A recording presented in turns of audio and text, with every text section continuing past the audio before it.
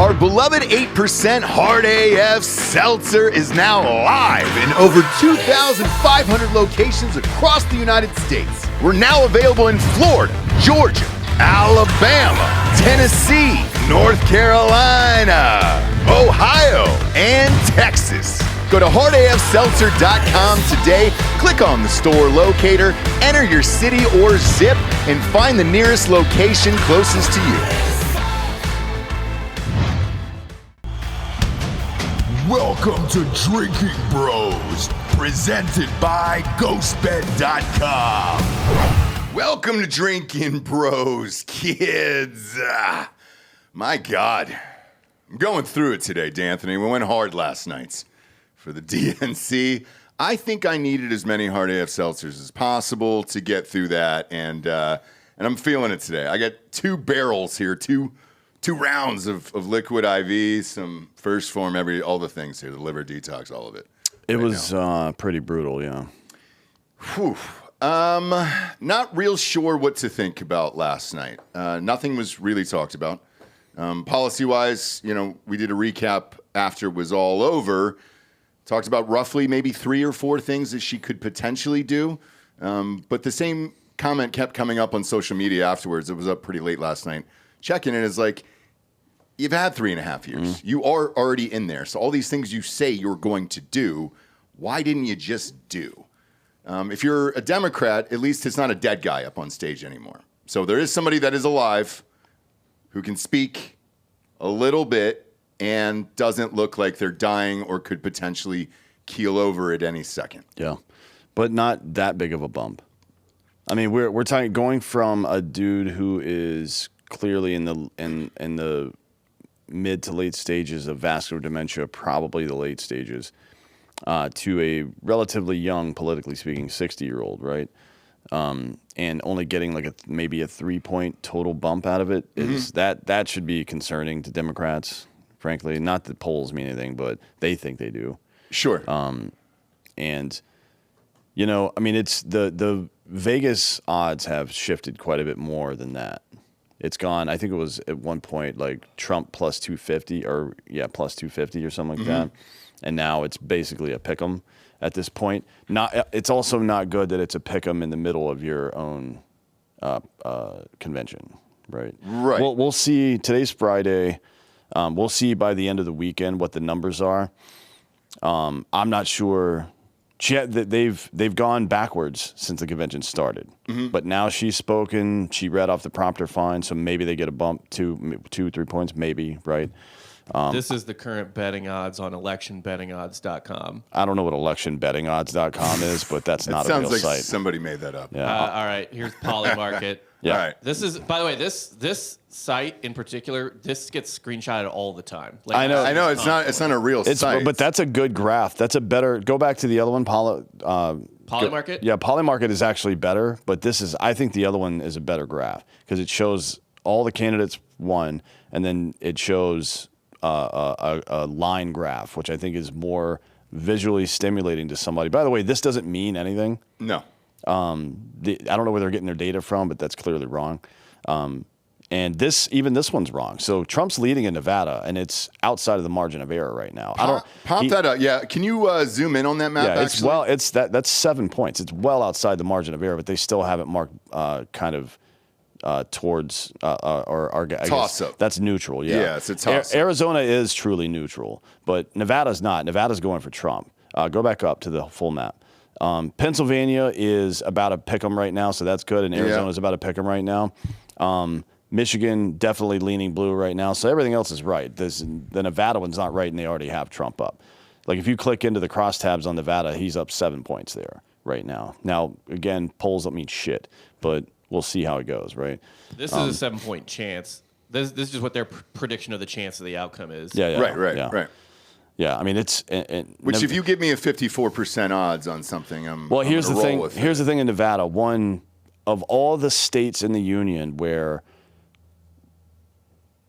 literally everybody, including the wealthy, need the economy to be good. To like the people in the Pacific Northwest that own tech companies and Amazon and shit like that.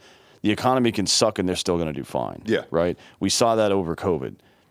The people that own fucking leisure activity services like fucking gambling and vacations and Hotels. food and hotels and all that shit in Nevada, they're fucked until the economy comes back, and they know it just as well as anybody else, which is why they elected the sheriff of Clark County as their fucking governor, a Republican, right? Like Nevada is going for Trump. There's no question about that. I don't think there's a pathway at all for Harris to win. I'm looking at especially after the debate. Like if and we're going to be doing some events with hunters in Pennsylvania. We'll see how that changes. There's about 600,000 hunters in Pennsylvania that aren't registered to vote. Me and some other people are going to be doing that.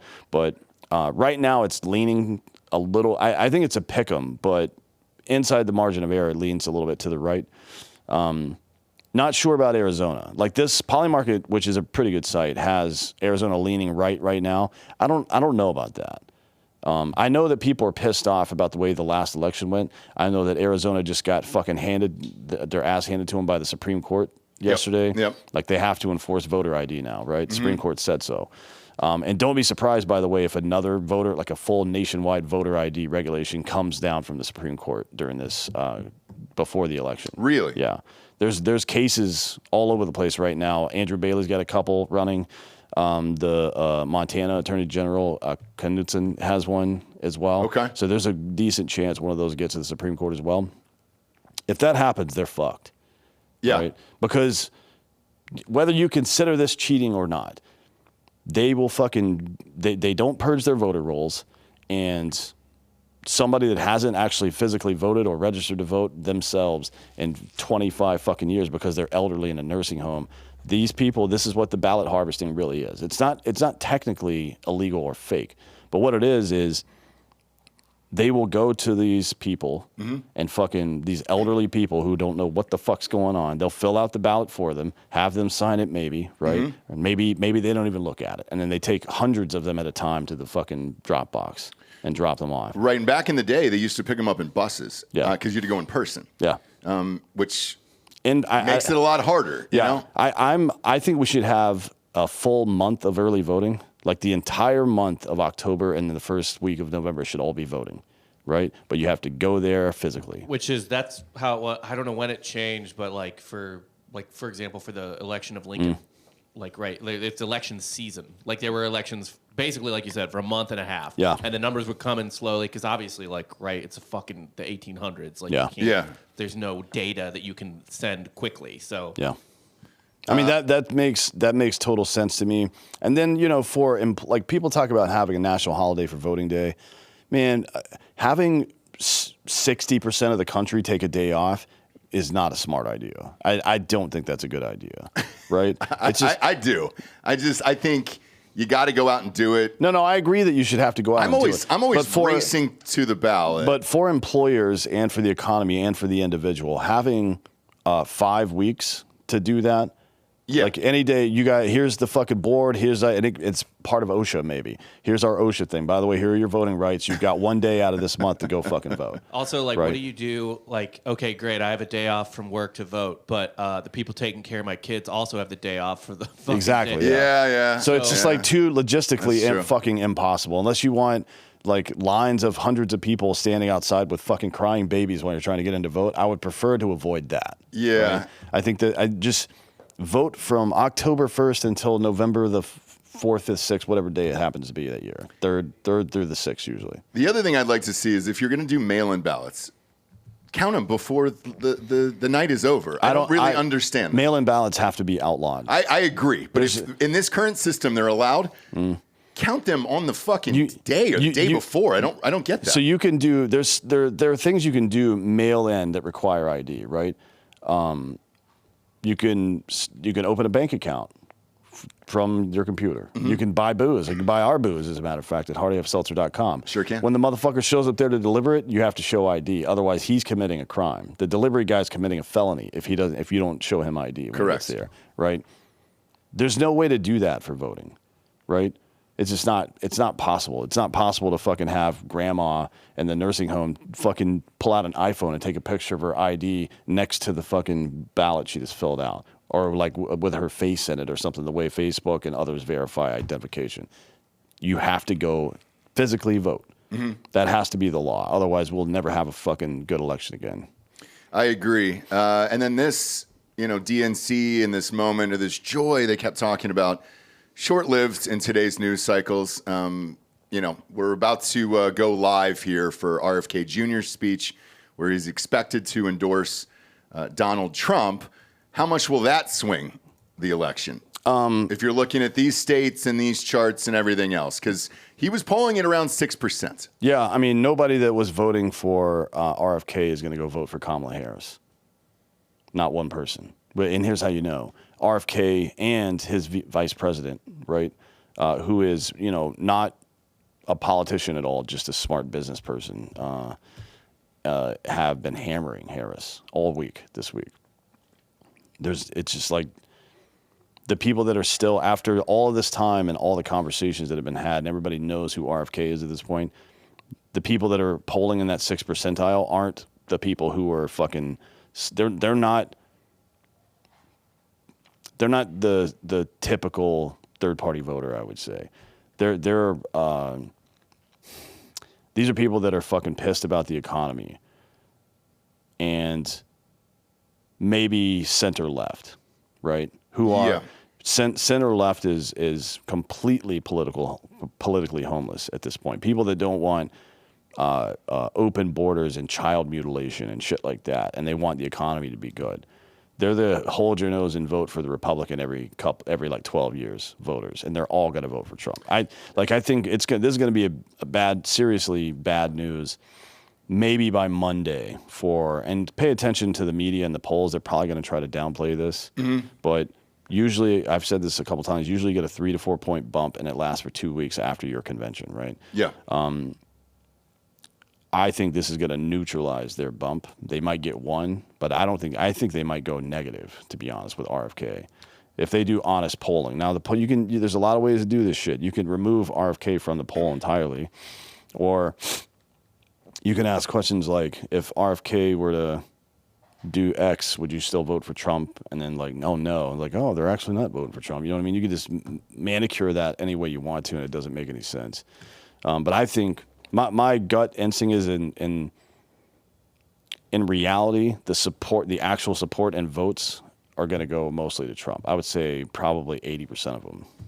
If I had to guess, I think he'd pick up 3 percentage points and something like this. 3 or 4, yeah. And the reason being is you and I have friends who love RFK and all that other stuff, right? Which is fine.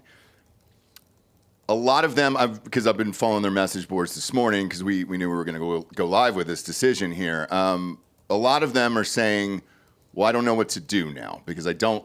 Some of them are like, hey, dude, I don't like Trump. I don't like Kamala. I wanted a fucking independent candidate in the middle. Now what? So I think half of those might not even vote anymore. Well, there probably will be some that don't vote. I think RFK is in a unique position to make the argument that that's fucking stupid to not vote, right? How dare you? The condition our country's in, the things these people have done to our country, how dare you not go vote? But I think he's in a position to communicate that Donald Trump is a political outsider, and that's why there's constant propaganda about him. RFK will come out on the stump and say, this whole bullshit about Charlottesville never happened. It's nonsense. It's a lie. The president keeps telling, that the vice president keeps telling. They're lies, right? It's all propaganda. And then you can just point directly to the inflation. I think RFK on the stump, pointing out the lies and hypocrisy from the left and the media, along with a few casual mentions of the economy, will bring most of those people over, I think. The ones that are actually going to vote. And I mean, when you conducted political polls, there's registered voters, there's likely voters, and then there's all people, right? Mm-hmm. Those are the 3 subsets you usually get. And the protest vote varies from year to year. The protest vote is Green Party and Libertarian Party typically, right? Mm-hmm. Very rarely is there like an independent or something like that, but it's usually 6% total for all that, for all the. So I don't know. I don't know that. I think he's in a unique position to convince people not to just sit it out, to be honest. Yeah, and tonight They're both in Phoenix currently. Again, when RFK Jr. goes live with his speech, we'll cut away to that. But they're both in Phoenix currently. And then the rumor is that Trump has a special guest tonight at his rally in Phoenix. All the stars align for that. So What if it's Beyonce? I would laugh my ass off. If she actually showed up. She did not show up last night. People were pissed off, by the way, today. Including myself last night. If I just sit through that, at least give me a sweet Beyonce song or something. But I fully expect him to be at the rally with Trump tonight, endorsing Trump tonight. Arizona is a swing state. It is a big moment. It is a day after Kamala Harris has accepted the nomination for the Democratic nominee for President of the United States. It's a big deal, and it's a Friday night. So you're going into the weekend with this news. It certainly seems pre-planned, right? The question is, what did Trump promise RFK? Is he going to give him a cabinet position? Because that's usually how this shit works. I mean, my sincere desire is that he's made the director of the CIA. Same. And then he goes immediately to Release the files? to release those files for sure. And then he immediately fires everyone that's in charge of anything because they're all incompetent. And then maybe they're not called this anymore, but maybe get Special Activities Division to start paying some fucking house calls to people that have been traitors to this country. It'd be really fucking funny Yep. if he was the head of the CIA. If people who have sold this country out over the last 40 years started dropping like flies, that would be an amazing thing. Bob, have you guys ever covered Kennedy on Softcore History or anything like that? The Kennedy family? Both of them. So was there anything suspicious with the RFK, his dad, getting shot at all? I mean, Sirhan was part of MK Ultra. We've covered MK Ultra and Forgive me. I don't really know that much give about it. Give us a brief on Sirhan, because people don't, like, the average person doesn't know that Sirhan was involved in the MK Ultra program. And obviously, I wasn't alive, and I'm being serious when I say this. Our history books that I was taught, like growing up, there was no conspiracy thing or anything else. It was, it was an assassination inside the hotel, and that was it. I don't know anything about this MK Ultra thing at all. He's also always up for parole, right? And they always deny it. Yes, but most of those guys are. What was the real story behind the scenes with his dad getting shot? He was just brainwashed, right? Like, allegedly, from MK Ultra. Sirhan had, his brains were fried from Just like Ted Kaczynski. So you know the story of Ted Kaczynski, right? He was a brilliant mathematician, accepted to Harvard at 15, was there at 16, and one of his professors, who was a fucking CIA cutout, was dosing him with LSD without telling him for fucking like a year straight. Holy shit. Yeah. And so same with this guy? Well, the worst thing about Kaczynski, and I think this actually maybe fucked him up more, is that he was part of some experiment as a baby. Yeah. Oh, yeah. Yeah. Where they were like, what would happen if we just don't touch a baby for a year? Mm-hmm. No way. Yeah. Yeah, we're like, we don't hug it, we don't love it. Like, we'll feed it, obviously, but like, we just neutral raise a baby. Uncle Ted went through it, you know? Christ. Crazy how he ended up anti-technology and not just anti. I mean, he did move to the middle of the woods and nowhere, but he was. I don't know if you've ever read the full biography of The this. Manifesto? No, not the Manifesto. I mean, I don't disagree with everything in the Manifesto, actually. He makes some good points. Yeah, he actually makes great points. I mean, the way that technology has poisoned our brains, especially children. But anyways, he was mentoring like a teenage boy in math that lived in this fucking remote area that he was living in. He would go into the city to like send mail. Right, everybody sends letters to send mail and shit like that, but buy supplies. And whenever he would ride his bicycle in the town, and whenever he would get there, he was like mentoring like a teenage boy. Probably felt like, God damn, like in his, addled mind, it was probably like they're trying to get this kid too. I got to save this kid. That's probably what he was thinking, right? Yeah. So he wasn't like completely turned off to humanity despite that. It's very interesting psychologically. We came to the conclusion that the Polish are just really bad at sending mail. Yeah, he's just bad at sending packages. Yeah, It's like a that was Polak it. joke, He that tries was to just it. mail a normal package and it keeps exploding. Keeps exploding over and over again. But the reason I ask is, let's say Kennedy got in there, was the head of the CIA. Oh, he's Is there dead. files for his dad that he could release? Probably. Also, RFK Jr. visited Sirhan in jail, and after I'm reading this from Wikipedia, but after a long conversation, RFK didn't say what Sirhan told him, but RFK Jr. is like he didn't do it. There was a second gunman. Also, I think if that was the case, they would take RFK Jr. out, like pretty easily. Oh, if he became head of the CIA? Yeah, he's dead. Yeah. Maybe that's what he wants. At the I end mean, of the day. that would be the reason we would need to drive to Langley and burn that building to the fucking ground. Yeah, I mean, that'd be their whole family. At Like that point. there would be no. I mean, there'd be no fucking Okay, but myth left. Would right? you at least think it was funny if they dumped him in Central Park next to a bicycle? Yeah. If they put him the on bear? like not even a bicycle, just like a tricycle. Yeah. Like one of those little Russian bears that rides the fucking tricycle around. Man, yeah, I didn't know about the dad thing. So he's saying it was another shooter, but wasn't there footage of it? Yeah, it was on film. It was on film, right? It was live on television, and can we play it? Is it archived? Is that? It's got to be on YouTube, right? Like the Zapruder film. Yeah, I don't think it was like the Zapruder film. I believe it was like CBS or one of the big networks that had it live, or something like that. Yeah, sure. I haven't seen this in years, but They monetized it, so maybe we. did can they watch really? it. Let's see, hold on. Looks like it. Okay. You monetized the assassination attempt, Fuck yeah, dude. or just murder. All right. Yeah. Supporters for the Robert Kennedy for President campaign. Victorious in the crucial California primary, Kennedy addresses an enthusiastic crowd in one of the hotel's ballrooms. My thanks to all of you, and now it's on to Chicago, and let's win there. As he turned and went by me, he turned to the right toward the kitchen. When he did come through, lots of television cameras and stuff, and we were going into a press conference. He was shaking hands with the two busboys, talking with them, and it was at that time that the shots started. Major D reported that Senator Kennedy had been shot. He's been shot? That's right.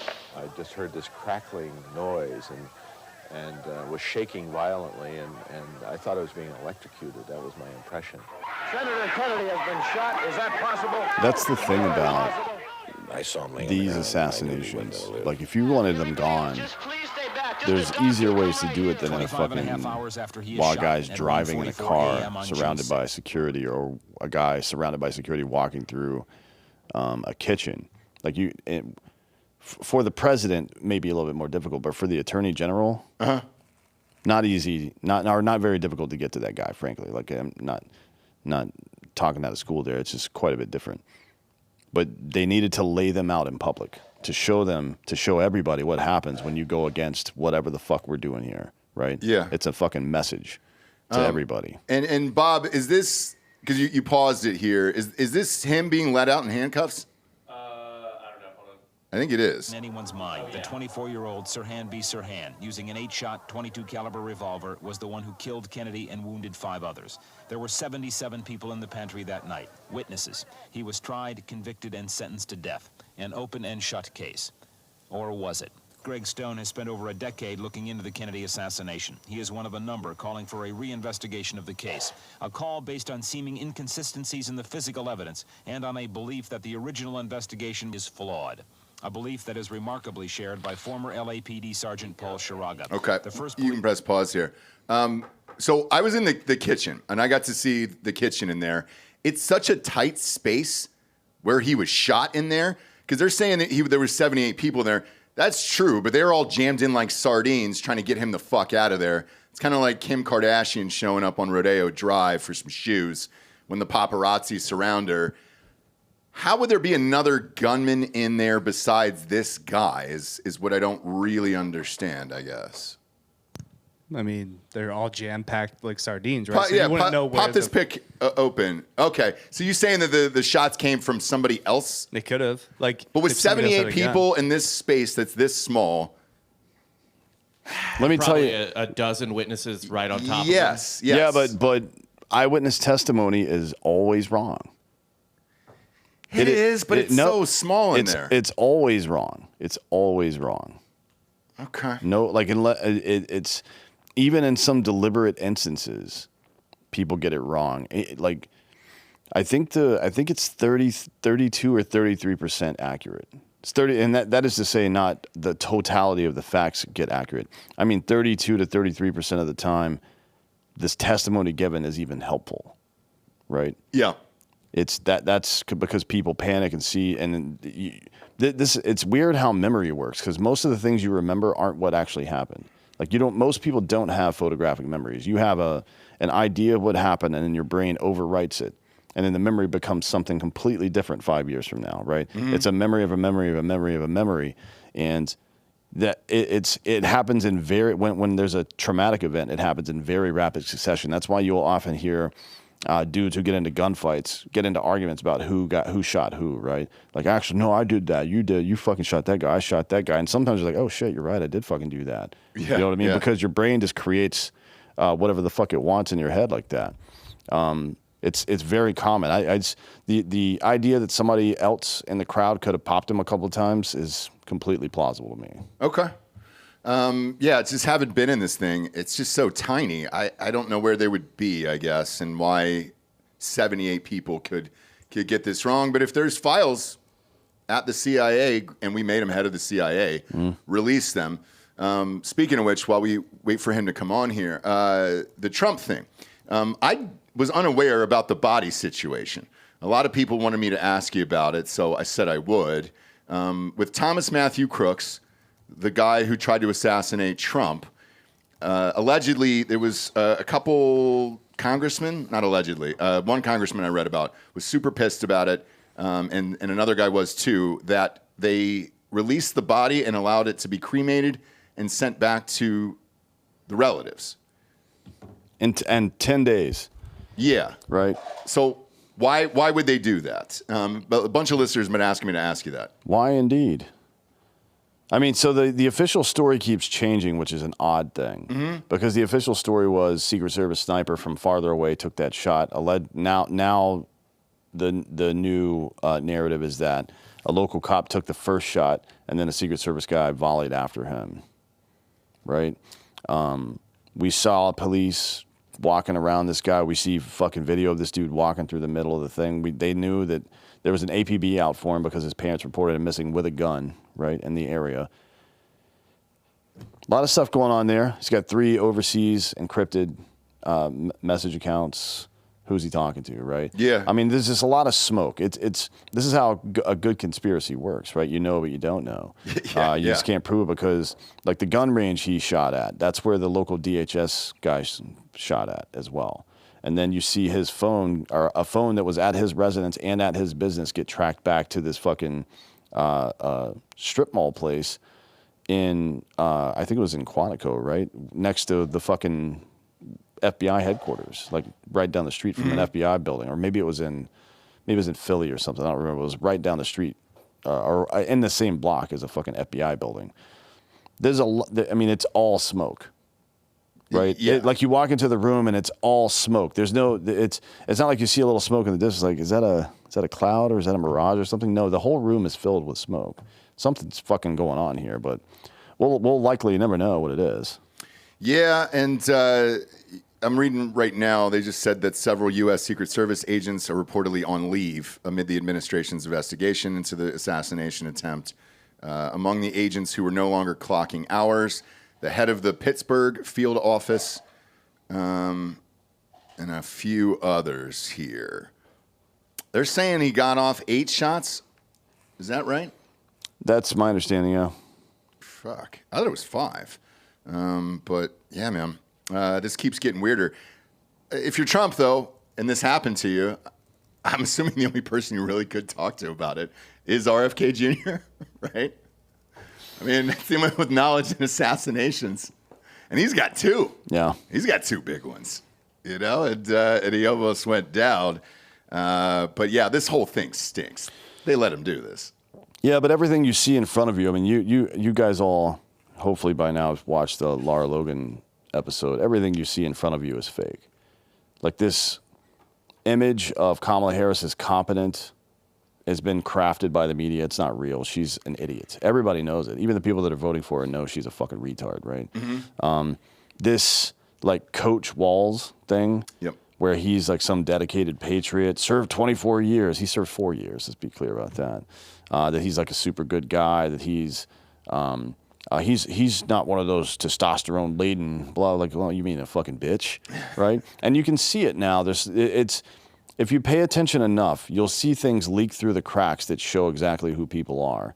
And for Walz, one of them happened last night as they were all taking the stage after the Kamala Harris's comments, right? So he and his family are walking up, and he's holding hands with his son, and there was like a bit of a violent moment, right? That people who haven't been the victim of abuse probably wouldn't recognize, but somebody like me that grew up with this shit definitely saw, right? Bob, I'm sure you can find this easily enough. This is what weak, low testosterone men do with their rage instead of fucking channeling it in a good way. Watch him as he look. You're gonna have to watch it a couple times. You're gonna have to watch the moment it happens and look at his face. Look at Walt's face, the frustration on his face as he violently yanks his son, like, hurry up, come on, let's go. And that's the guy he is, right? Behind the scenes, that's the guy he is. It's like Jonathan Lithgow's character from Dexter. You know what I mean? How he was like a family man, and then like those little moments where the rage builds up and he can't do it anymore. Get over here, motherfucker. What are you doing? That's who he is in real life, right? And it's a big fucking problem that you can see it in slow motion there. The frustration on his face, yanking the kid. Yeah. Like, he's a fucking kid, man. What are you doing? That's the kind of stuff that people really need to pay attention to, because character is revealed in those moments when you're super frustrated, when you're angry, when you're really sad. That's when real character is revealed, when shit's falling apart. How do you maintain it? Do you fucking look to others and support them, or do you get angry, think about yourself, and fucking do whatever you have to anybody else around you to do what you think you need to do, right?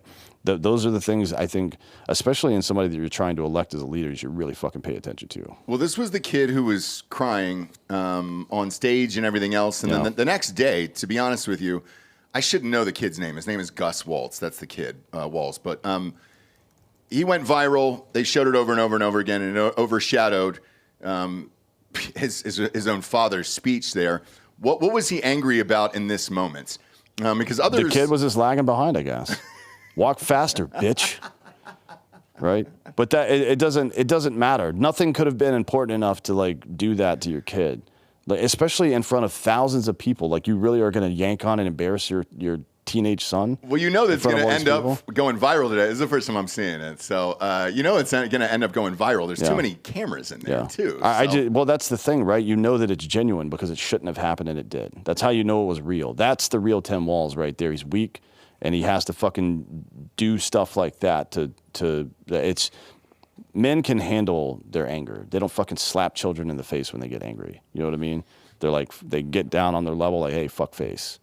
We don't do that here, right? Yeah. Like, you have a conversation like a human being with a child. You don't fucking grab them and yank them like that. I grew up with this shit. I know exactly what it looks like, and that's what it is. He's fucking, don't be surprised if more about him being abusive comes out. Okay. That's the coach in him, dog. You know? That's that coach mentality. Coaches grab you by the chin strap and talk to you. They get on your level and talk to you. That's what a good coach does. A bad coach like Urban Meyer kicks you when you're fucking on the ground. Great coach. I think you need to be kicked. No. I think you need to be kicked. Absolutely not. You don't treat fucking men like that. He missed a field goal. So doesn't matter. Yeah, dude. You can't be missing field That's goals. what weak men do. I guarantee you Urban Meyer's testosterone is somewhere in the 300s. No. Absolutely. No, it's through the roof. 100%. Nope. You're not stuffing fingers up buttholes on a Saturday, dude, if you've got low T. Yeah, you do. No, you don't, dude. Yeah. I love you, Urban. I think your testosterone's at a 1,500, probably. Maybe 2,000. Not a chance. Is that possible? Is that number possible? I wouldn't go much higher than 1,200 if you don't want your fucking heart to start growing. Yeah, 2,000, you start to radiate. Hey, dude. Yeah. Hey, dude. Urban's that fucking dude. Okay, Bob. It appears like they're going live right now, so pop that on screen here. RFK Jr. Is going to speak. We're assuming that he's going to drop out of the race and endorse former President Donald John Trump.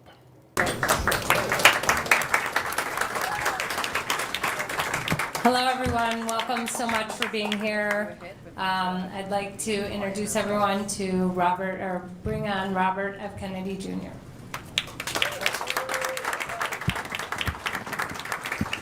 Sorry to keep everybody waiting. 16 months ago, in April of 2023, I launched my campaign for President of the United States. I began this journey as a Democrat, the party of my father, my uncle, the party which I pledged my own allegiance to long before I was old enough to vote. I attended my first Democratic convention at the age of 6 in 1960. And back then, the Democrats were the champions of the Constitution, of civil rights.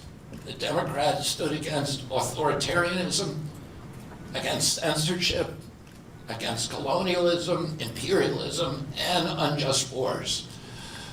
We were the party of labor, of the working class. The Democrats were the party of government transparency and the champion of the environment. Our party was the bulwark against big money interests and corporate power. True to its name, it was the party of democracy.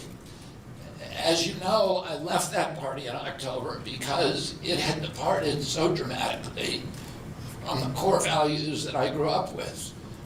It had become the party of war, censorship, corruption, big pharma, big tech, big ag, and big money.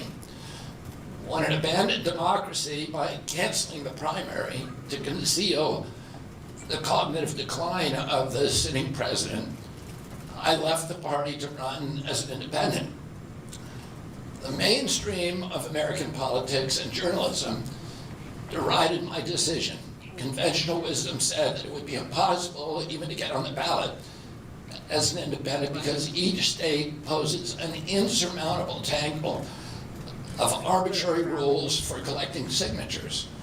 I would need over 1 million signatures, something no presidential candidate in history had ever achieved. And then I'd need a team of attorneys and millions of dollars to handle all the legal challenges from the DNC.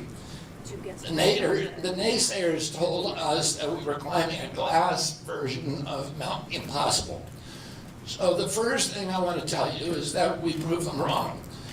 We did it because beneath the radar of mainstream media organs, we inspired a massive independent political movement. More than 100,000 volunteers sprang into action, hopeful that they could reverse our nation's decline. Many worked 10-hour days, sometimes in blizzards and blazing heat. They sacrificed family time, personal commitments, and sleep month after month, energized by a shared vision of a nation healed of its divisions. They set up tables at churches and farmers markets. They canvassed door to door. In Utah and in New Hampshire, volunteers collected signatures in snowstorms, convincing each supporter to stop in the frigid cold, take off their gloves, and to sign legibly. During a heat wave in Nevada, I met a tall, athletic volunteer who cheerfully told me that he had lost 25 pounds collecting signatures in 117-degree heat. To finance this effort, young Americans donated their lunch money, and senior citizens gave up part of their Social Security checks. Our 50-state organization collected those millions of signatures and more. No presidential campaign in American political history has ever done that. And so I want to thank all of those dedicated volunteers and congratulate the campaign staff who coordinated this enormous logistical feat. Your accomplishments were regarded as impossible. You carried me up that glass mountain. You pulled off a miracle. You achieved what all the pundits said could never be done. You have my deepest gratitude, and I'm never going to forget that. Not just for what you did for my campaign, but for the sacrifices you made because you love our country. You showed everyone that democracy is still possible here. It continues to survive in the press and in the idealistic human energies that still thrive beneath the canvas of neglect and of official and institutional corruption. Today I'm here to tell you that I will not let allow your efforts to go to waste.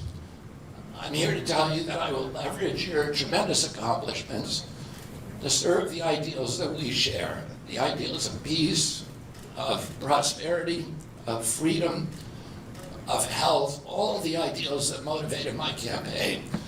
I'm here today to describe the path forward that you opened with your commitment and with your hard labors.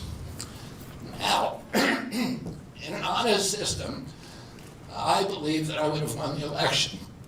In a system the kind that my father and my uncles thrived in, a system with open debates, with fair primaries, with regularly scheduled debate, with fair primaries, and with a truly independent media untainted by government propaganda and censorship.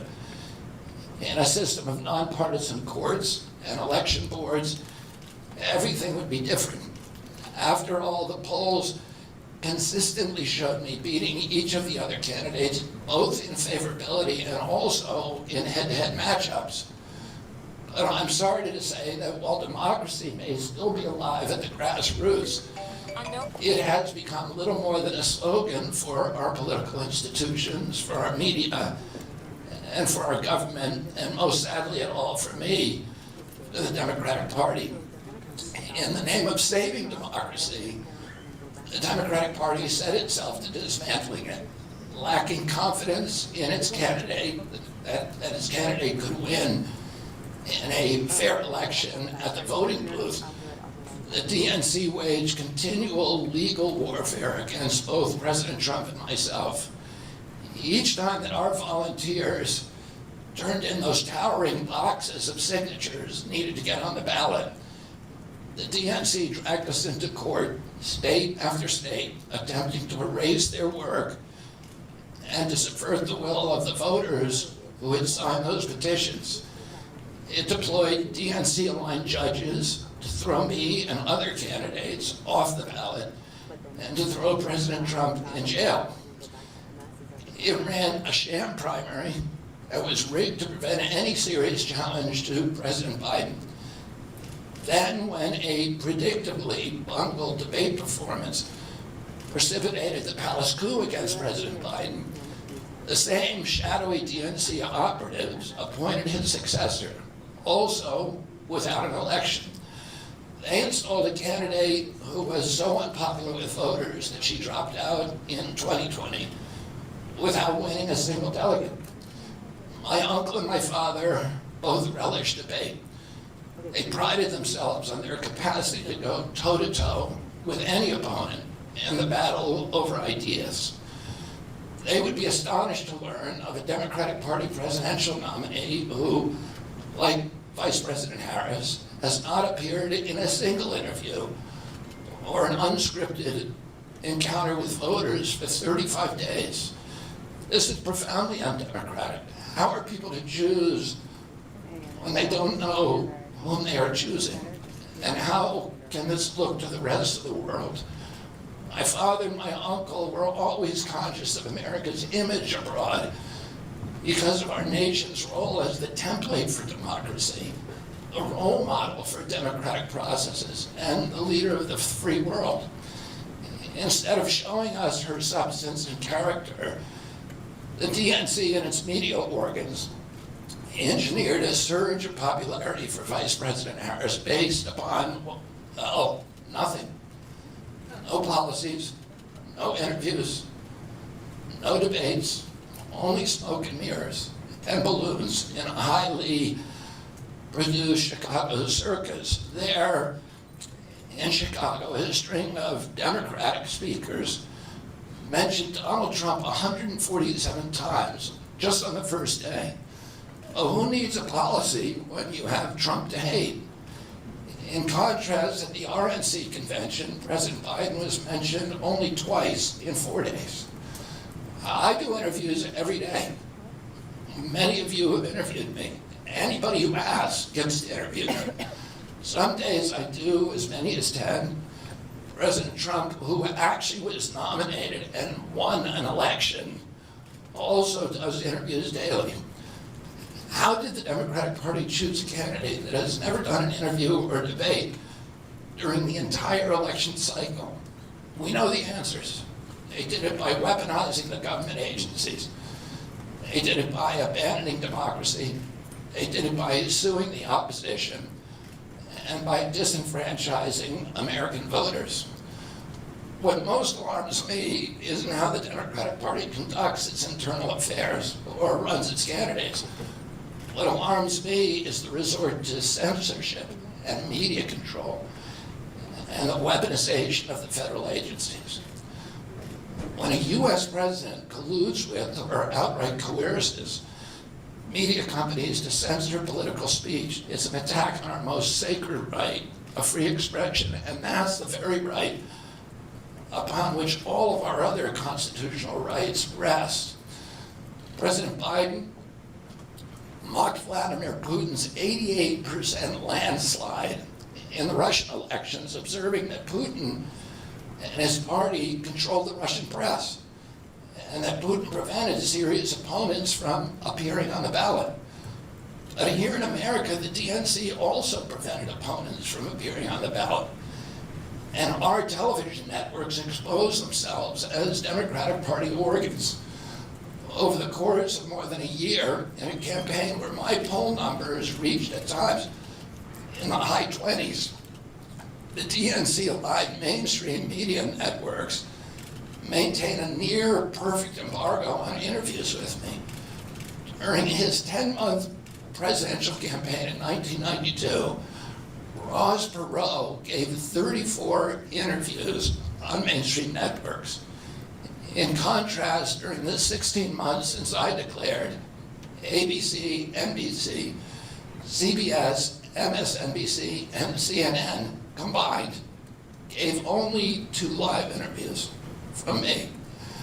Those networks instead ran a continuous deluge of hit pieces with inaccurate, often vile, pejoratives and defamatory smears. Some of those same networks and colluded with the DNC to keep me off the debate stage.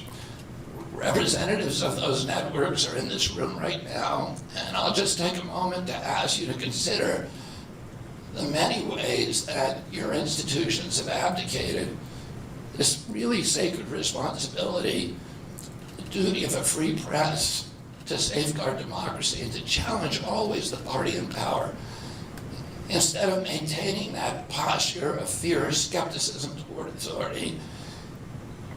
Your institutions have made themselves government mouthpieces and stenographers for the organs of power.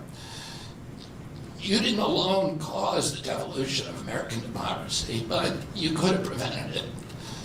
The Democratic Party's censorship of social media was even more of a naked exercise of executive power.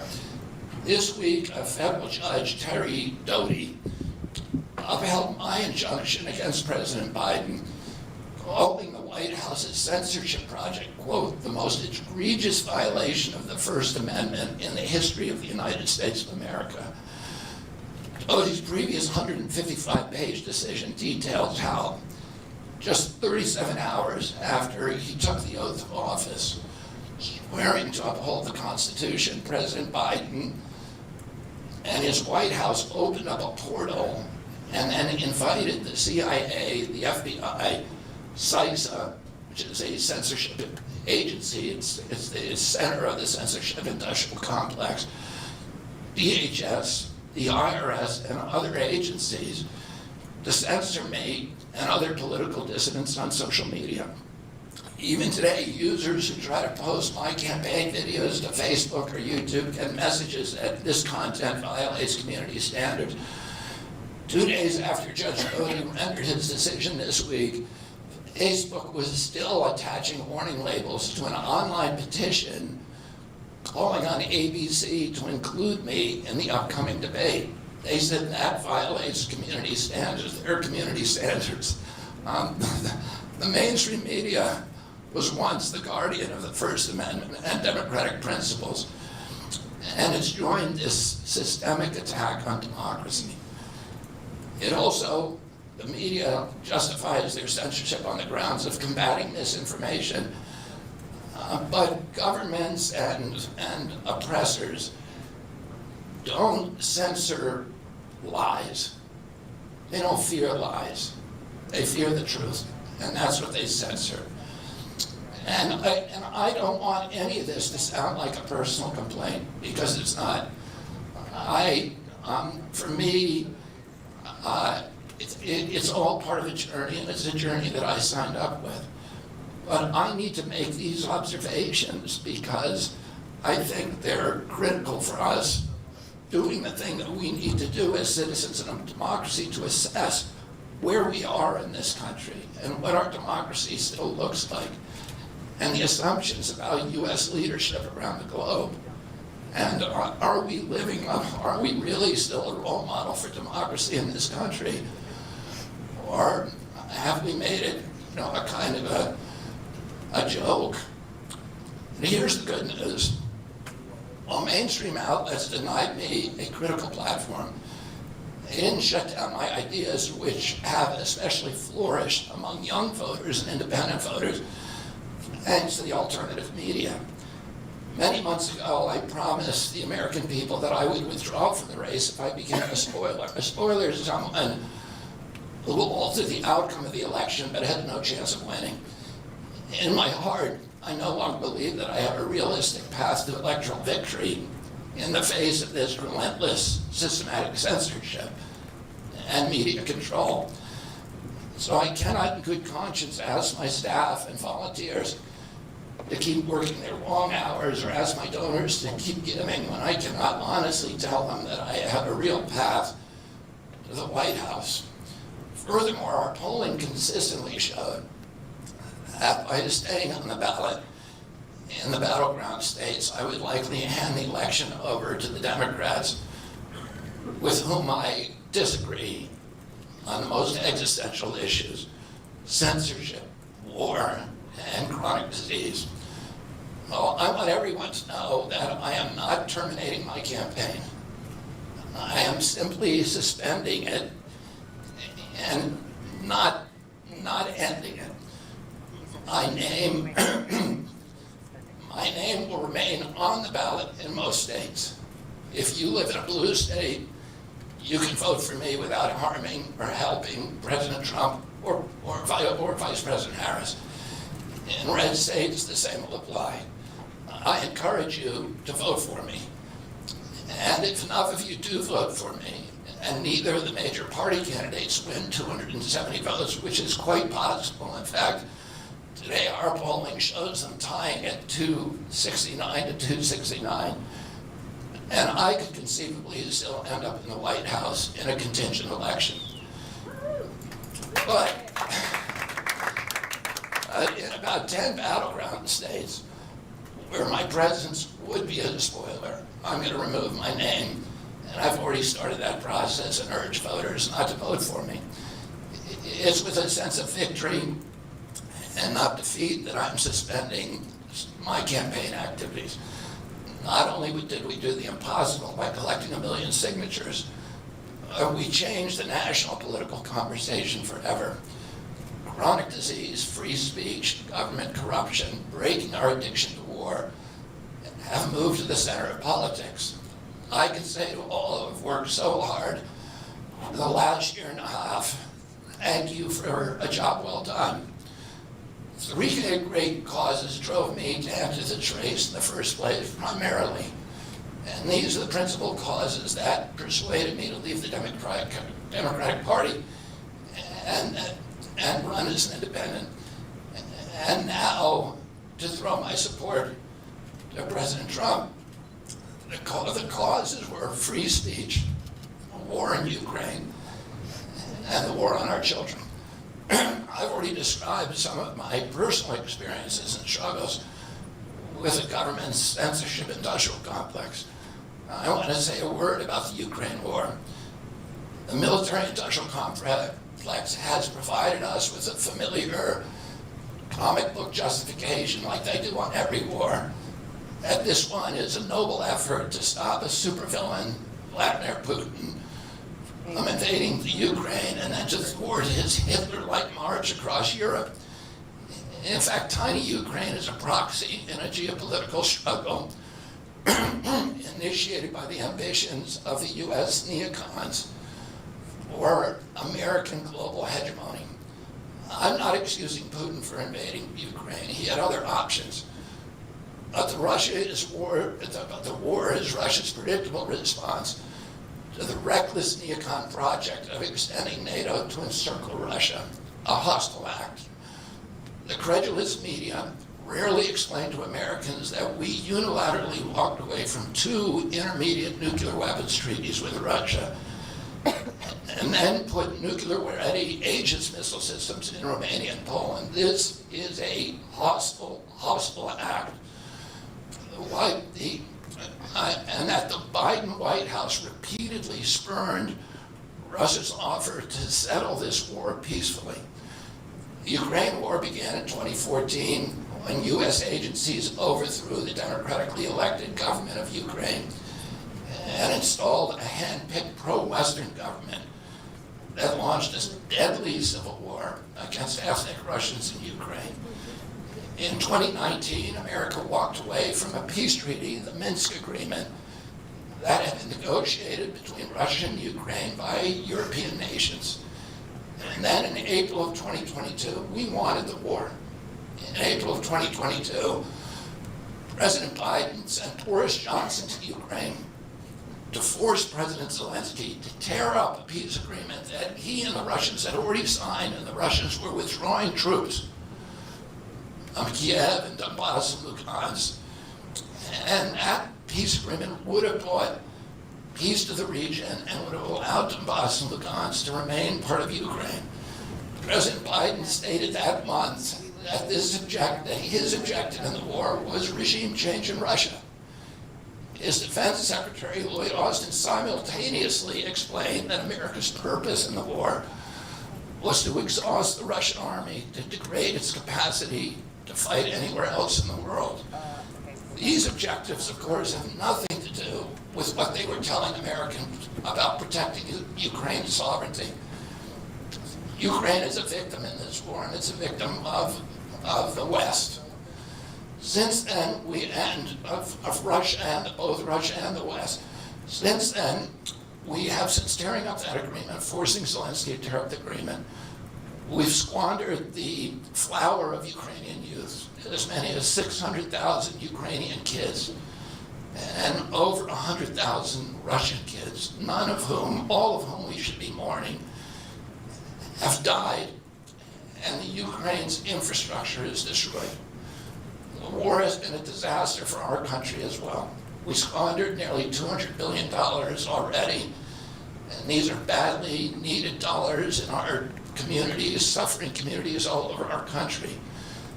The Nord Stream pipeline sabotage and the sanctions have destroyed Europe's industrial base, which formed the bulwark of U.S. national security. A strong Germany with a strong industry is a much, much stronger deterrent to Russia, and a Germany that is deindustrialized and turned into just an extension of U.S. military base.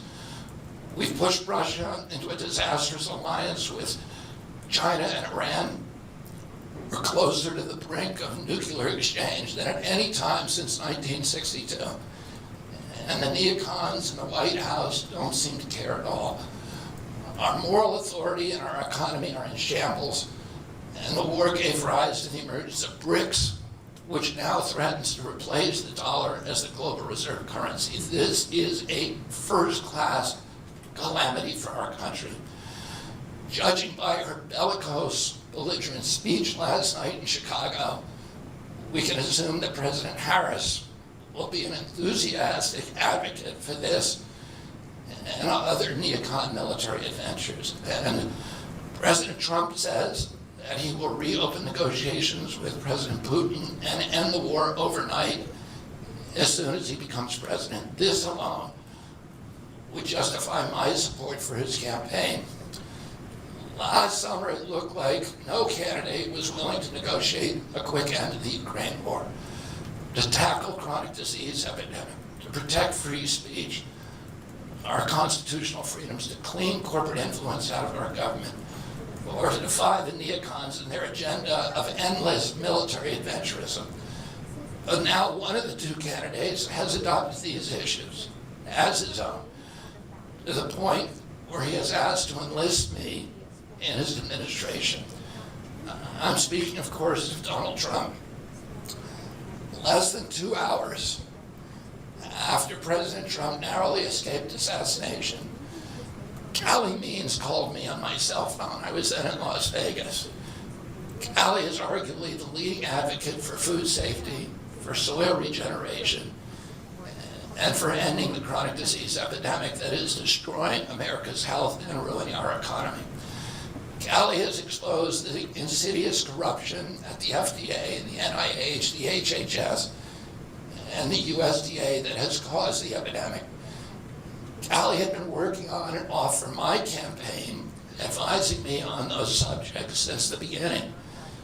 And those subjects have been my primary focus for the last 20 years. I was delighted when Callie told me that day that he had also been advising President Trump. He told me President Trump was anxious to talk to me about chronic disease and other subjects, and to explore avenues of cooperation. He asked if I would take a call from the president. President Trump telephoned me a few minutes later, and I met with him the following day. A few weeks later, I met again with President Trump and his family members and close advisors in Florida. In a series of long, intense discussions, I was surprised to discover that we are aligned on many key issues.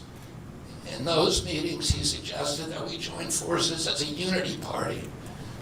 We talked about Abraham Lincoln's team of rivals.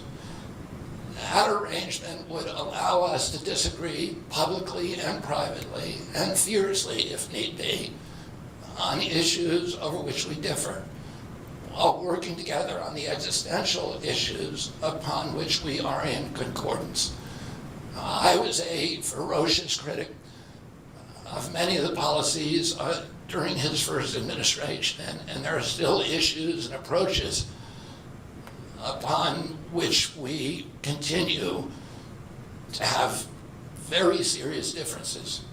We are aligned with each other on other key issues, like ending the forever war, ending the childhood disease epidemics, securing the border, protecting freedom of speech, unraveling the corporate capture of our regulatory agencies, getting the U.S. intelligence agencies out of the business of propagandizing and censoring and surveilling Americans and interfering with our elections. Following my first discussion with President Trump, I tried unsuccessfully to open similar discussions with Vice President Harris. Vice President Harris declined to meet or even to speak with me.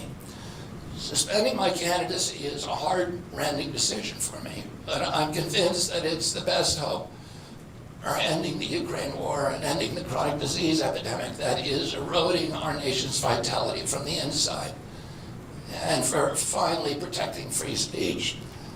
I feel a moral obligation to use this opportunity to save millions of American children above all things.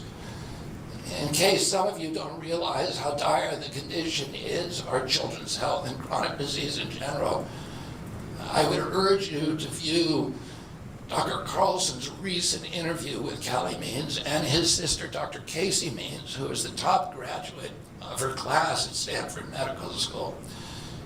This is an issue that affects all of us far more directly and urgently than any culture war issue, and all the other issues that we obsess on and that are tearing apart our country. This is the most important issue. Therefore, it has the potential to bring us together. So let me share a little bit about why I believe it's so urgent. Today, 2/3, we spend more on healthcare than any country on earth, twice what they pay in Europe. And yet, we have the worst health outcomes of any nation in the world. We're about 79th in health outcomes behind Costa Rica, Nicaragua, and Mongolia, and other countries. Nobody has a chronic disease burden like we have. And during the COVID epidemic, we had the highest body count of any country in the world. We had 16% of the COVID deaths, and we only have 4.2% of the world's population. And CDC says that's because we are the sickest people on earth. We have the highest chronic disease rate on earth. And the average American who died from COVID had 3.8 chronic diseases. So these were people who had immune system collapse, who had mitochondrial dysfunction. And no other country has anything like this. 2/3 of American adults and children suffer from chronic health issues. 50 years ago, that number was less than 1%. So we've gone from 1% to 66%. In America, 74% of Americans are now overweight or obese, and 50% of our children. 120 years ago, when somebody was obese, they were sent to the circus. There were case reports done about them. Obesity was almost unknown. In Japan, the childhood obesity rate is 3%, compared to 50% here. Half of Americans have pre-diabetes or type 2 diabetes. When my uncle was president, I was a boy, juvenile diabetes was effectively non-existent. A typical pediatrician would see one case of diabetes during his entire career, a 40 or 50-year career. Today, 1 out of every 3 kids who walks through his office door is diabetic or pre-diabetic, and the mitochondrial disorder that caused diabetes also causing Alzheimer's, which is now classified as diabetes, and it's costing this country more than our military budget every year. There's been an explosion of neurological illnesses that I never saw as a kid: ADD, ADHD, speech delay, language delay, Tourette's syndrome, narcolepsy, ASD, Asperger's, autism. In the year 2000, the autism rate was 1 in 1,500. Now autism rates in kids are 1 in 36, according to CDC nationally. Nobody's talking about this. 1 in every 22 kids in California has autism. And this is a crisis that 77% of our kids are too disabled to serve in the United States military. What is happening to our country? And why isn't this in the headlines every single day? There's nobody else in the world that is experiencing this. This is only happening in America. About 18%, and by the way, there has been no change in diagnosis, which the industry sometimes like to say. There has been no change in screening. This is a change in incidence. In my generation, 70-year-old men, the autism rates are about 1 in 10,000. In my kids' generation, 1 in 34. I'll repeat, in California, 1 in 22. Why are we letting this happen? Why are we allowing this to happen to our children? These are the most precious assets that we have in this country. How can we let this happen to them? About 18% of American teens now have fatty liver disease. That's like 1 out of every 5. That disease, when I was a kid, only affected late-stage alcoholics who were elderly. Cancer rates are skyrocketing in the young and the old. Young adult cancers are up 79%. 1 in 4 American women is on antidepressant medication. 40% of teens have a mental health diagnosis. And 15% of high schoolers are on Adderall, and 500,000 children on SSRIs.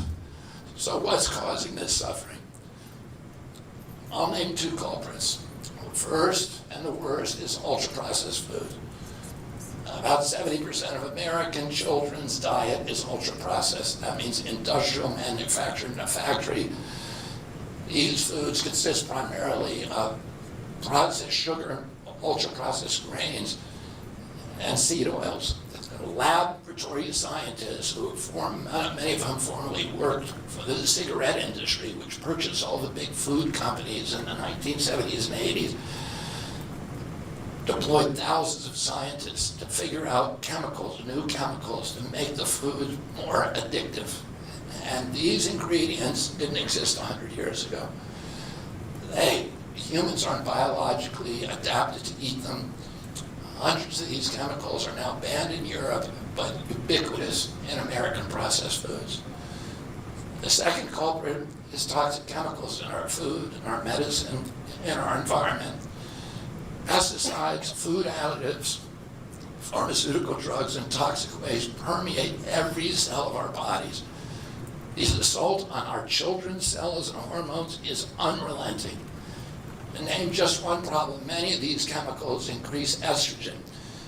Because young children are ingesting so many of these hormone disruptors, America's puberty rate is now occurring at age 10 to 13, which is 6 years earlier than girls were reaching puberty in 1900. Our country has the earliest puberty rates of any continent on the earth. And no, this isn't because of better nutrition. This is not normal. Breast cancer is also estrogen driven, and it now strikes 1 in 8 women. We are mass poisoning all of our children and our adults. And considering the grievous human cause of this tragic epidemic of chronic disease, it seems almost crass to mention the damage it does to our economy. But I'll say, it is crippling the nation's finances. When my uncle was president, our country spent $0 on chronic disease. Today, government healthcare spending is almost all for chronic disease. And it's double the military budget. And it is the fastest growing budget item in the federal budget. And chronic disease costs more to the economy as a whole, costs at least $4 trillion, 5 times our military budget. And that's a 20% drag on everything we do and everything we aspire to. Poor and minority communities suffer disproportionately. People who worry about DEI or about bigotry of any kind, this dwarfs anything. We are poisoning the poor. We are systematically poisoning minorities across this country. Industry lobbyists have made sure that most of the food stamp lunch program, about 70% of food stamps and about 70 or 77% of school lunches are processed foods. There's no vegetables, there's nothing that you would want to eat. We are just poisoning the poor citizens, and that's why they have the highest chronic disease burden of anybody, any demographic in our country, and the highest in the world. The same food industry lobbied to make sure that nearly all agricultural subsidies go to commodity crops that are the feedstock of processed food industry. These policies are destroying small farms, and they're destroying our soils. We give about, I think, 8 times as much in subsidies to tobacco than we do to fruits and vegetables. It makes no sense. If we want a healthy country, the good news is that we can change all this. We can change it very, very quickly. America can get healthy again. To do that, we need to do 3 things. First, we need to root out the corruption in our health agencies. Second, we need to change incentives in our healthcare system. And third, we need to inspire Americans to get healthy again.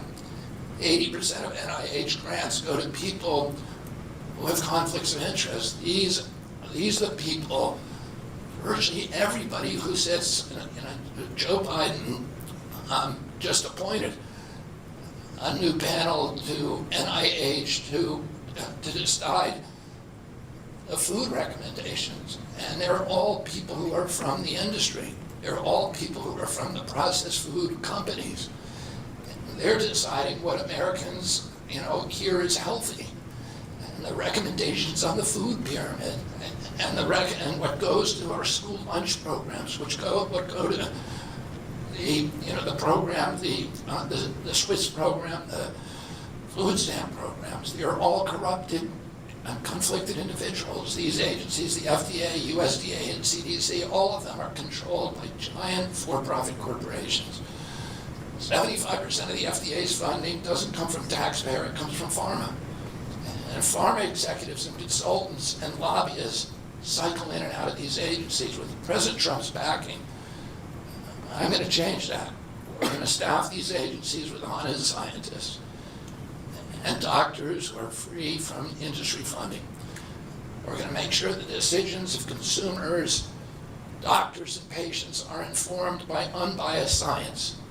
A sick child is the best thing for the pharmaceutical industry. When American children or adults get sick with a chronic condition, they're put on medication for their entire life.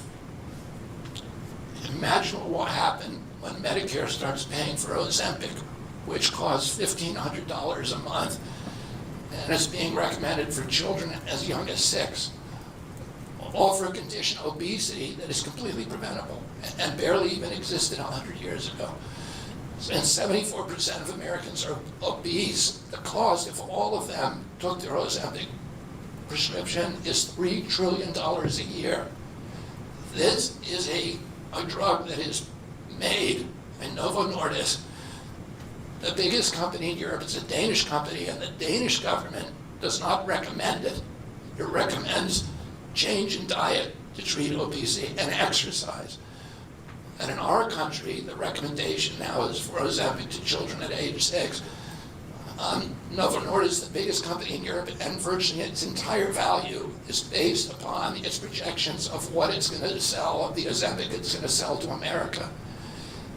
And we have the food lobbyists have a bill in front of Congress today that is backed by the White House, backed by Vice President Harris and President Biden, to allow this to happen. This $3 trillion cost that is going to bankrupt our country. For a fraction of that amount, we could buy organic food for every American family, 3 meals a day, and eliminate diabetes altogether. We're going to bring healthy food back to school lunches. We're going to stop subsidizing the worst foods with our agricultural subsidies. We're going to get toxic chemicals out of our food. We're going to reform the entire food system. And for that, we need new leadership in Washington. Because unfortunately, both the Democrats and the Republican parties are in cahoots with the big food producers, Big Pharma and Big Ag, which are among the DNC's major donors. Vice President Harris has expressed no interest in addressing this issue. 4 more years of Democratic rule will complete the consolidation of corporate and neocon power, and our children will be the ones who suffer most.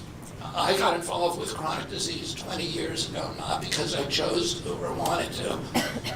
It was essentially thrust upon me. It was an issue that should have been central to the environmental movement. I was a central leader at that time, but it was widely ignored by all the institutions, including the NGOs, who should have been protecting our kids against toxins. It was an orphan issue, and I had a weakness for orphans. I watched generations of children get sicker and sicker. I had 11 siblings, and I had 7 kids myself.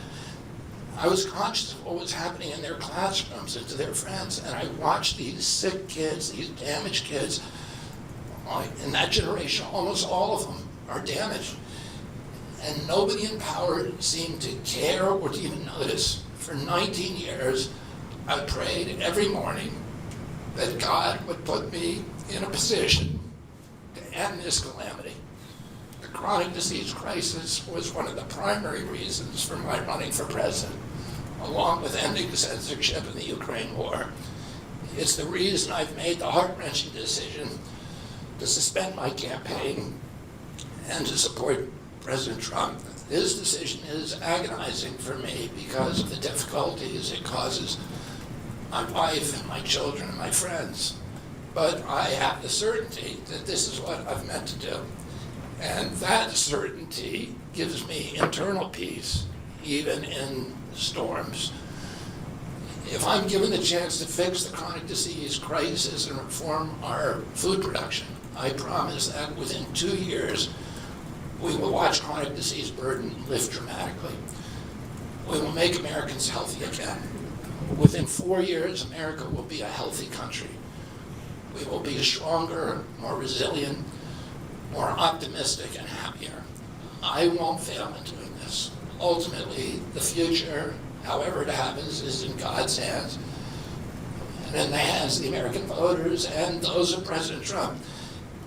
If President Trump is elected and honors his word, the vast burden of chronic disease that now demoralizes and bankrupts the country will disappear. This is a spiritual journey for me. I reached my decision through deep prayer, through hard-nosed logic, and I asked myself, what choices must I make to maximize my chances to save America's children and restore national health? I felt that if I refused this opportunity, I would not be able to look myself in the mirror, knowing that I could have saved lives of countless children and reversed this country's chronic disease epidemic. I'm 70 years old. I may have a decade to be effective. I can't imagine that President Harris would allow me or anyone to solve these dire problems. After 8 years of President Harris, any opportunity for me to fix the problem will be out of my reach forever. President Trump has told me that he wants this to be his legacy. I'm choosing to believe that this time he will follow through. His son, his biggest donors, his closest friends, and all support this objective. My joining the Trump campaign will be a difficult sacrifice for my wife and children, but worthwhile if there's even a small chance of saving these kids. Ultimately, the only thing that will save our country and our children is if we choose to love our kids more than we hate each other. That's why I launched my campaign, to unify America. My dad and uncle made such an enduring mark on the character of our nation, not so much because of any particular policies that they promoted, but because they were able to inspire profound love for our country and to fortify our sense of ourselves as a national community held together by ideals. They were able to put their love into the intentions and hearts of ordinary Americans and to unify a national populist movement of Americans, blacks and whites, Hispanics, urban and rural Americans, and inspired affection and love and high hopes and a culture of kindness that continue to radiate among Americans from their memory. That's the spirit on which I ran my campaign and that I intend to bring into the campaign of President Trump. Instead of vitriol and polarization, I will appeal to the values that unite us, the goals that we could achieve if only we weren't at each other's throats. The most unifying theme for all Americans is that we all love our children. If we all unite around that issue now, we can finally give them the protection, the health, and the future that they deserve. Thank you all very much.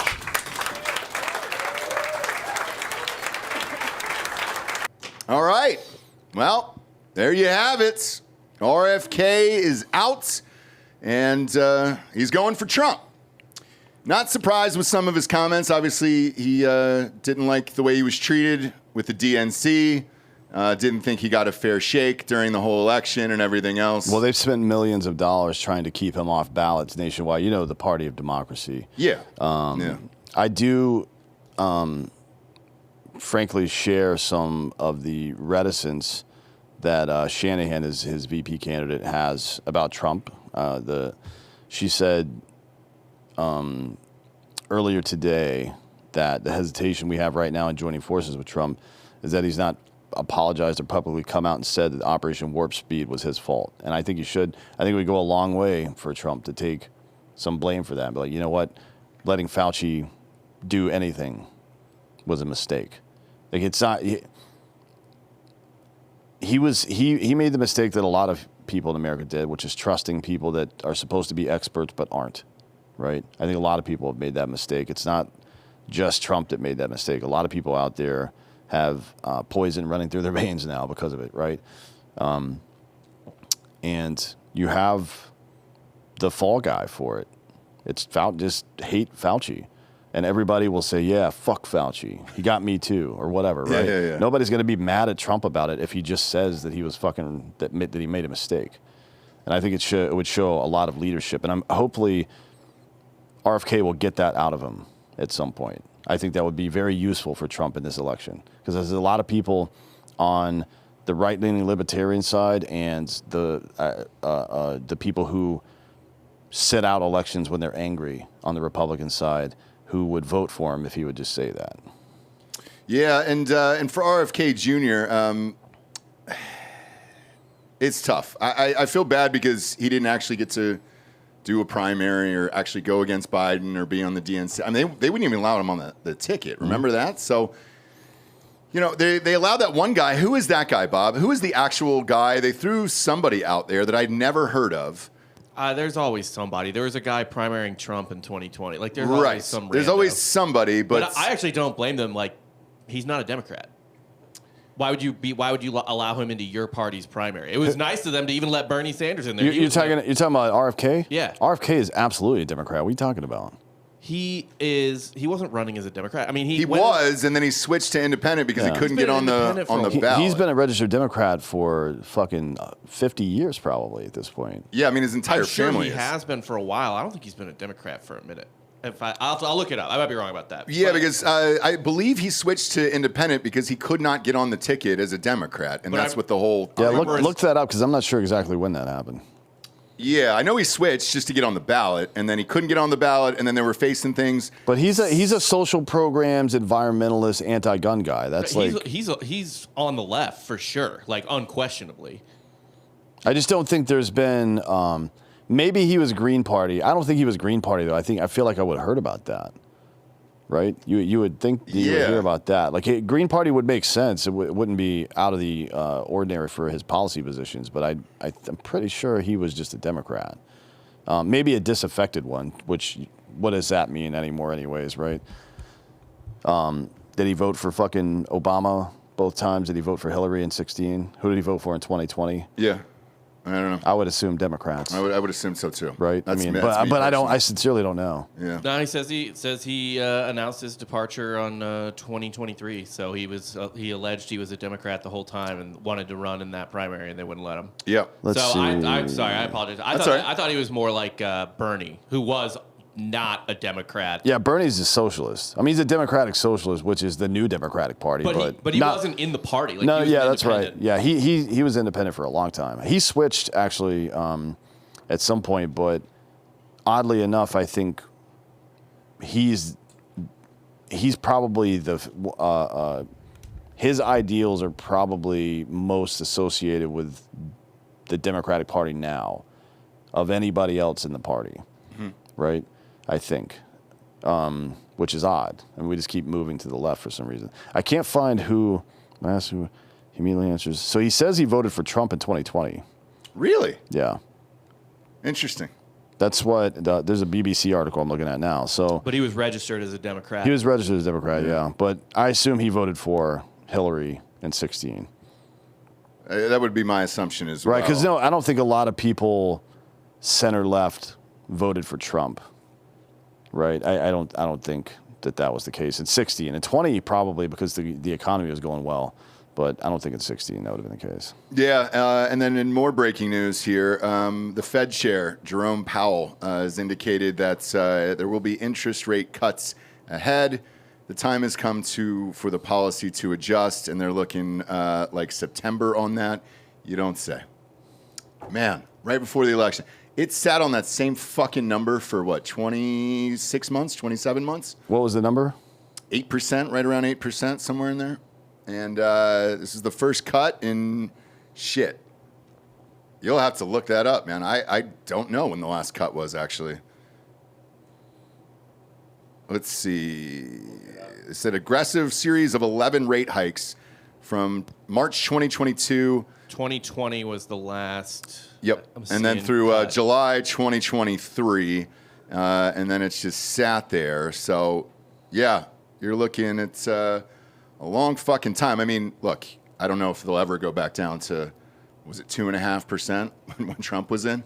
I mean, I remember getting a house then, and I was like, "Oh, You shit, could. this is amazing." I don't know if it went all the way to 2.5 for mortgages, but you could buy down to 2.5. I know a lot of people that bought down to 2.5, so there was 3 at least. People don't typically buy a full point, but buying half a point is super common. I have one mortgage that's at a 3.2. It's a still for that era. 287 is what I'm seeing from the Fed here. That was 2021 actually. So in Trump 284, 272, 267. Damn it, dude. Yeah. So you could have gone down to 2 far away. Yeah, pretty easily. I mean, for like $25,000, you could have bought down, for $1.5 million mortgage.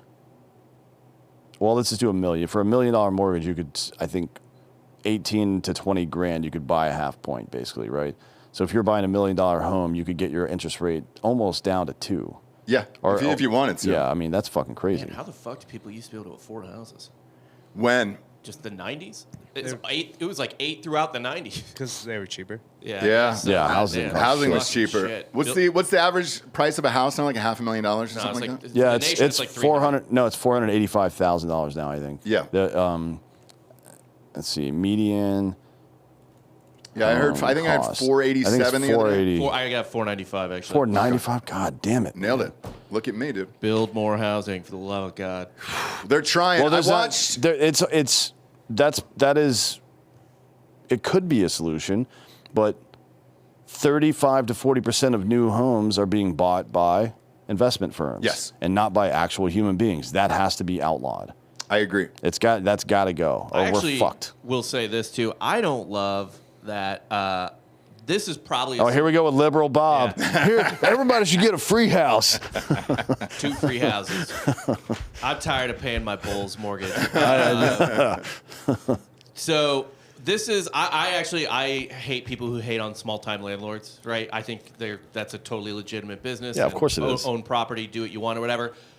I will say though. I live in a new build, right? My whole neighborhood is new builds, like built in the last 2-3 years.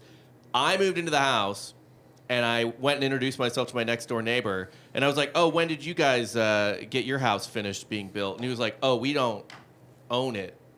We're renting this house." And I was like, "But it was just finished like 2 months ago." Yeah. So I think that's kind of, I don't know if that's wrong or anything, but I think it's kind of odd. It's odd, and it happens so much. Whether it's morally wrong or not, it is economically wrong. Like the outcome of that is always bad. It can't be good because I'll say this till I'm blue in the face. The vast majority of the middle class makes the generational wealth they make in their lifetime from the equity in their fucking mortgage. And the guy, it's a guy who owns it. Like that's why I was talking about the small time landlord. Like it's not BlackRock or something like that. Like they told me his name. I mean that's just smart. It's smart if you've got the money to go, especially if you can pay cash and avoid having interest payments. Yeah. And then you can have somebody pay what the fucking current rent is for that place. Minus, like, you're not paying mortgage or you're not paying mortgage insurance or interest or any of that stuff. That's good money, right? If you can afford to do it right now, and this is buy low, sell high. That's what it is, right? Yes. And eventually it'll fucking even out, and you can sell that property. It's probably somebody like us who had a 1031. Yeah, and you got to put it into a property. We're going to sell avoid capital gains. Yeah, we're going to sell this place for whatever we sell it for, and then the profits, if you, instead of paying 22% fucking capital gains tax on it, you can fill out an IRS form 1031 and roll the entirety of that money into a new rental property. As long as it's an LLC business that's a rental property, you pay 0 taxes on it. Correct. Right? Yep. Which is a really good idea. It is. And Bob, to your point, when I was living in New York, most of those buildings and condos and apartments and all that other shit were owned by people who didn't live in the country. And it was just an LLC, and their LLCs were just numbers. I also believe that you've got to have some form of citizenship, even if it's dual citizenship here, to buy these places, because New York is owned by mostly people from overseas. All of those high rises are owned by somebody else, and everybody else is renting from them or for them, and it's shitty. Yeah, and I just thought, and look, like I'm pro business, like good for that guy for doing it, or whatever he's doing or whatever. But I just kind of thought, like, man, I wonder if he outbid someone just trying to buy a house, and that kind of sucks. Probably, yeah. Probably. If you show up with cash, you can pay less. Oh yeah. If you have cash and they don't have to deal with the bank, You can cut out the mortgage company and everything. And it's a faster close. Yeah. I mean, you can get that done in like 8 days versus, 30 to 45 here in Texas. Rob's actually just an elitist. He doesn't want dirty renters like myself. They are bringing the property value down. It's Coming pretty in the bad. neighborhood, renting all the houses, fucking shit up. Breathing all the white man's air. That's We're what. throwing parties, You wake up the next morning, Gary's living next door to you. Hey, Bob, fuck you. There's a fucking yard sign in my front yard that fucking day. For sale? Yeah. A sailor's I was like, cap we just is gotta- dangling off of it. We just got to eat shit on the investment, babe. We got to get out of here. I would like to see a report on this though, because somebody that works in real estate in San Antonio told me that there are hundreds of homes that are empty there. Oh, Hundreds. yeah. They're everywhere. They're owned by. Some of those I can explain though. So with the new builds that were occurring, the builders are going underwater because the interest rate's too high. So people just can't afford to buy a house at all, and they can't get approved for it. Some of that is why those buildings are empty and those houses are empty. And Bob, there's a couple neighborhoods on 290. Yep. It's the same way. Where if you want a new build right now, holy shit, dude, you can get one for cheap. Those prices are fucking comical compared to when we were doing our new build. I know, years ago. and I look at them and I'm like, God There's damn. a neighborhood that we couldn't afford at the time that we could afford a lot of places in right now. Oh yeah, Like a lot. Supplies are way down. Because I remember during COVID, especially when I was doing hard money, like new builds were insane to get. They were. Yeah, there was a period in late 20, early 21, actually through the middle of 21, where you couldn't find lumber. I remember Rogan was building his new place. They couldn't get concrete to pour the concrete. Like, you can't find concrete. It's rocks and dirt, motherfucker. The supply chain shit that was going on in 20. Yeah, the Suez and Canal 21, thing fucked it up too. It cost me probably between $10,000 and $50,000 because it put my first home sale. It backed it up months. Yep. Because the new home wasn't ready to be built yet because shit just kept getting delayed, all on the supply side. And then you got to pay for the higher costs of what the supplies were and all that other shit. We had to sell later. Yeah. And the rates just had ticked up just a little bit. And our price, we still got a great, we made a ton of money on the first house, whatever. I can't bitch about it. But a lot was left on the table because of supply chain issues. And the way the timing worked out. And I watched this special on 60 Minutes the other night with this dude from Texas, actually. And maybe you can pull him up. He's building 3D printed houses right now out of concrete. I watched the process of it. It's super fascinating. The houses look cool as shit. They let him walk through them. It's a local Texas dude. He looks young. He's got a cowboy hat on. Let's see. Yeah, there it is right there, right? Scroll down. Was it? This is a 3D printed house. Yeah, there you go. That's it. So pop this up. This is what this guy is doing. And you're essentially just laying sweet concrete with this goddamn thing. Super fast and easy. Very, very accurate, obviously. And then they'll come in and do the rest of it here. They started with a smaller house to test it. They've gotten more funding. They're doing bigger houses and all that other shit. Now they're doing their first full neighborhood here in the state of Texas. Once it was done, because I was like, well, what's the inside going to look like? They kind of painted the concrete and everything else. Looked very modern. I mean, if you've if you've ever been in or lived in a loft in fucking the Upper East Side, that's what they look like. Yeah. It's a fucking brick building on top of fucking other brick buildings. And Same with it's dope downtown LA, yeah. And it's dope as shit. Yeah. Yeah, there's a bunch over. That's the guy right there. There's a bunch in Koreatown, yeah. This is the fucking dude, man. Are going to hear that and say no. That's probably somebody whose dad worked in O&G, right? Oh, yeah. And now he's just fucking, I got to do something else. Oil and gas stinks. So this is it painted, Bob. This is the inside once they've painted that I mean, it just looks concrete. like Southwest architecture. That's all it looks like to me. It reminds me of, like a lot of apartments I lived in downtown Austin or whatever, where it's very concrete centric. Mesa style, yeah. Yep.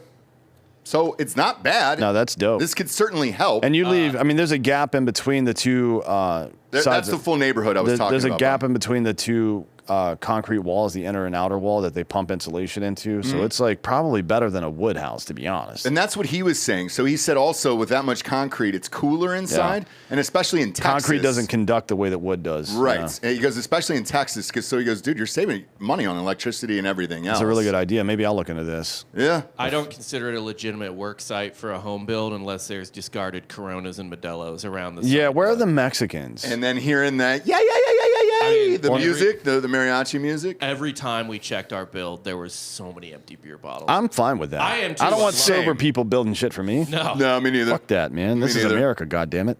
Yeah, you can booze if you want to, but they'll go underneath. They'll find one tree. 8 of them will go underneath that tree and then just booze and then get back to work.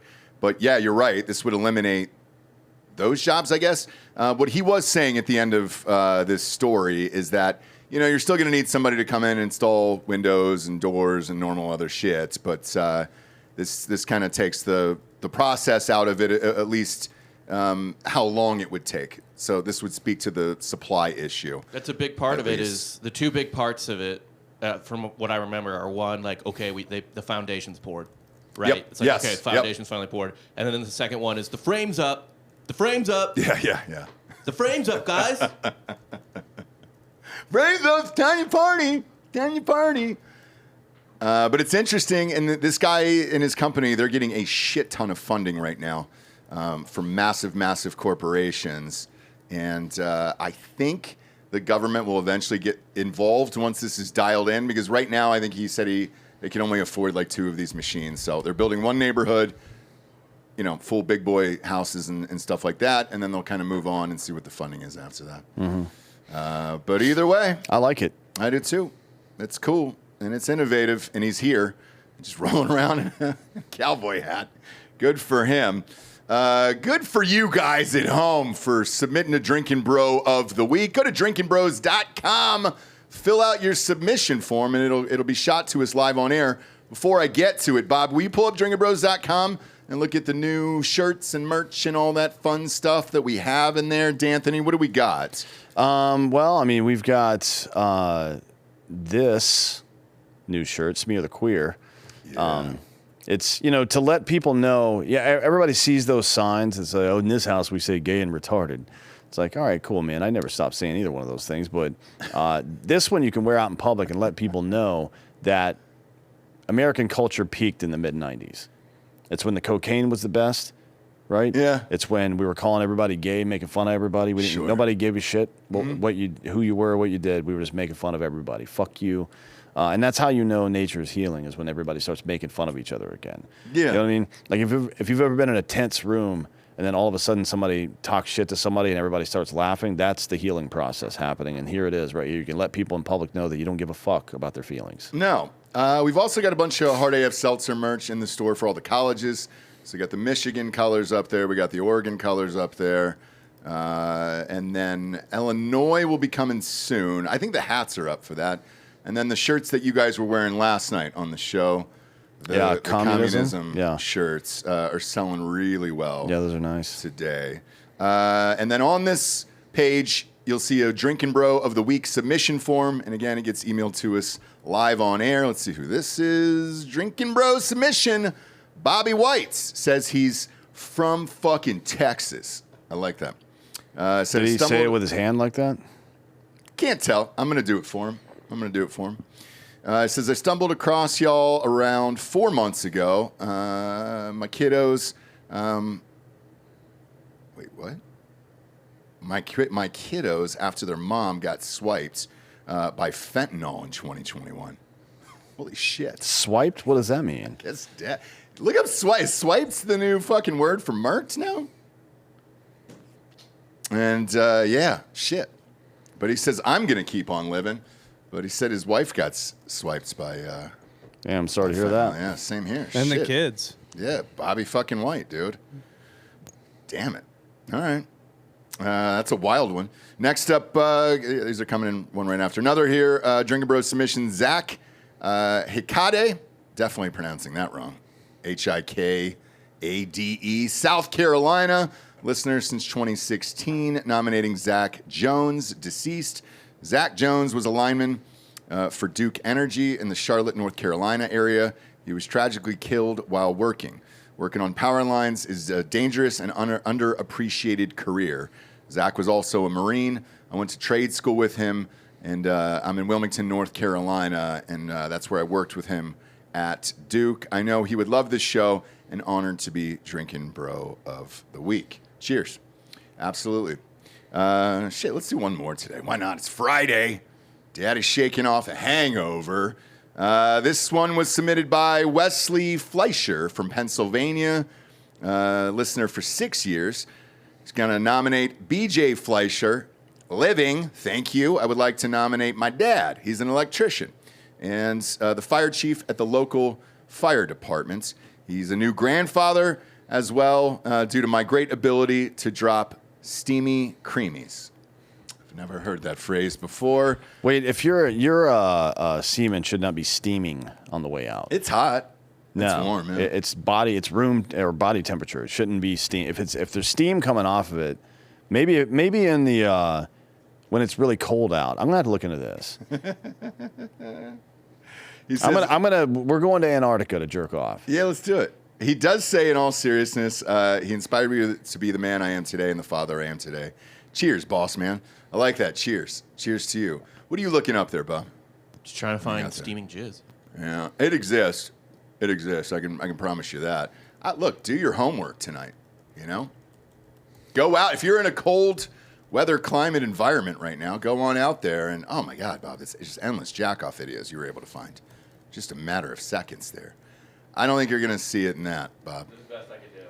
Yeah. Oh my God. Yeah. That's just. I don't see any steam. No, I don't see any steam there. Just the picture itself is steamy. Yeah, it sure I is. see. Yeah. You know. Comeace.com. That is comeace.com. Yeah. No free ads. They're not a sponsor of the show.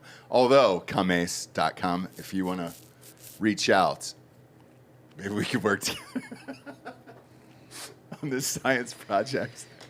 Oh, fuck. Yeah, somebody's got to sponsor this trip to Antarctica so we can jerk off into the snow. And maybe it's comeace.com. I don't know. Like Do you jerking. think steam will come off of your dick head the way it comes off of like a bald guy's head in an NFL game in It better. December? It better. I hope so. We'll see.